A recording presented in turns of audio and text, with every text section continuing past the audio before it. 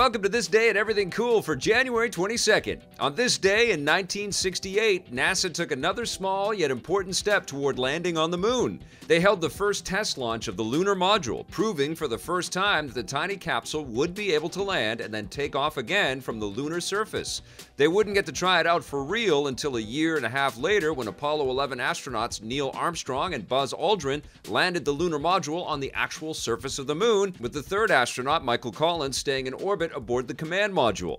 The technology that went into the moon landing was revolutionary, spurring huge advancements in regular engineering and computing down here on Earth. Speaking of computing revolutions, on January 22, 1984, Apple debuted their iconic commercial for the original Macintosh computer during the Super Bowl. The commercial, directed by Ridley Scott, is inspired by the George Orwell novel 1984 and has gone on to become one of the most famous advertisements of all time.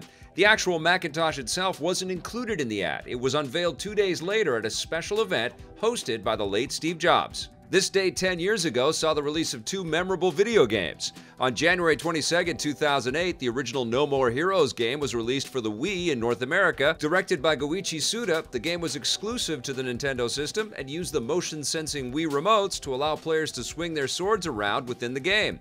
Motion controls were something of a novelty at the time, and No More Heroes was one of the first Wii games to actually get the controls right.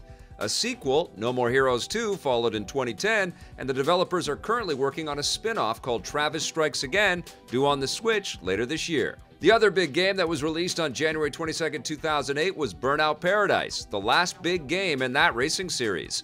It was actually the first Burnout game developed from the ground up for the PS3 and Xbox 360, offering better graphics and more realistic crash physics than we had ever seen. It received rave reviews, including one from yours truly, but unfortunately, the Burnout series has pretty much died out. Since then, there's only been one new game, the downloadable spin-off Burnout Crash, and many are hoping that publisher EA will revive the brand. Come on, EA!